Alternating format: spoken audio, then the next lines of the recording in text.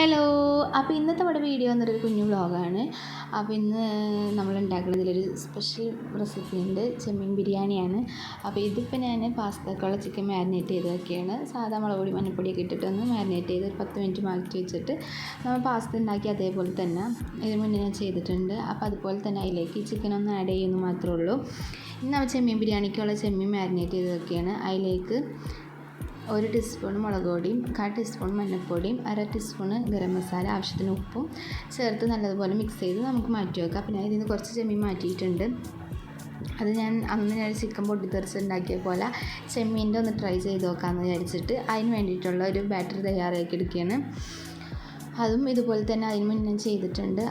അതുപോലെ തന്നെയാണ് ചെയ്തെടുത്തേക്കുന്നത്. അതൊന്ന് ഒരു ചെറിയ ബാറ്റർ പോലെ ആക്കി എടുക്കണം.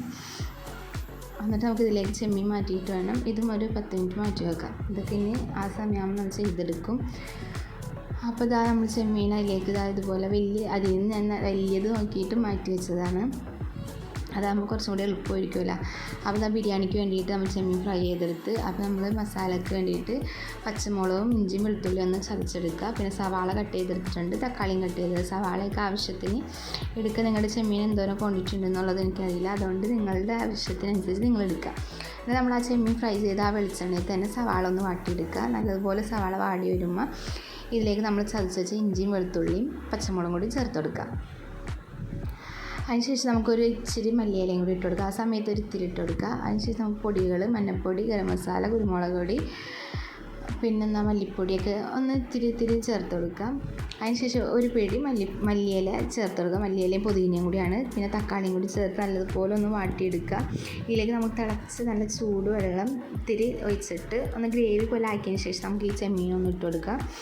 എന്നിട്ട് ചെമ്മീൻ അതേ കിടന്ന് ഒരു 10 മിനിറ്റ് നല്ലോണം ഫ്രൈ ആയി വരണം.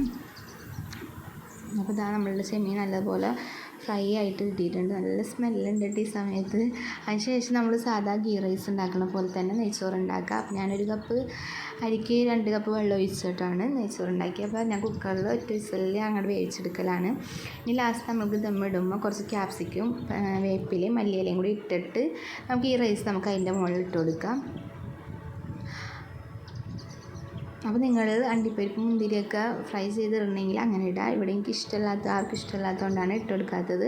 റൈസ് ഇട്ടതിന് മുകളിൽ നമുക്ക് കുറച്ച് മല്ലിയിലയും കൂടി ഇട്ട് കൊടുക്കുക. അതിനുശേഷം ഞാൻ പറഞ്ഞ ചെമ്മീൻ ഫ്രൈ ചെയ്തെടുത്തിട്ടുണ്ട്. കുഴപ്പമില്ല, എന്നാലും ചിക്കൻ്റെ അതേപോലെ ആ ഒരു ഇതിൽ കിട്ടിയില്ല. ചിക്കൻ നല്ല പെർഫെക്റ്റായിട്ട് നമുക്ക് കിട്ടിയിരുന്നു. പക്ഷേ ഇത് അതുപോലെ എല്ലാം വിട്ട് നിൽക്കിയിരുന്നു. അപ്പോൾ ഞാൻ എന്ത് ചെയ്തു, കുറച്ചൊക്കെ അതുപോലെ ചെയ്ത് ബാക്കിയൊക്കെ ഞാൻ ഇതുപോലെ സാധാ ഫ്രൈ ചെയ്തെടുക്കണ പോലെ ചെയ്തെടുത്ത്. അപ്പോൾ നമ്മൾ അടുത്ത് പാസ്തക്കുള്ളത് ചെയ്യണം. അതൊന്ന് എല്ലാം ഒന്ന് മസാല ആക്കിയിട്ട് നമ്മൾ പാസ്തയിലേക്ക് ഇട്ട് കൊടുത്ത് പിന്നെ ചിക്കന് അതൊക്കെ അതുപോലെ തന്നെ വേവേം ചെയ്തെടുത്ത് കൊടുക്കുക. കുറച്ച് നേരം കൊണ്ടുള്ള അതിന് മുന്നേ നമ്മുടെ ബിരിയാണി ദമ്മ് പൊട്ടിക്കേണ്ടത്. അപ്പോൾ നമ്മൾ ബിരിയാണിൻ്റെ ദമ്മ് പൊട്ടിക്കുന്നത് നല്ല സ്മെല്ലുണ്ട്. നല്ല ചെമ്മീൻ ഫ്രൈ ചെയ്തതിൻ്റെ മണം നല്ലോണം വരണുണ്ടായിരുന്നു. അപ്പോൾ നിങ്ങൾ വീഡിയോ ഇഷ്ടമായി നിങ്ങൾ എന്തായാലും ലൈക്ക് ചെയ്യുക, അതുപോലെ തന്നെ ഷെയർ ചെയ്യുക, സബ്സ്ക്രൈബ്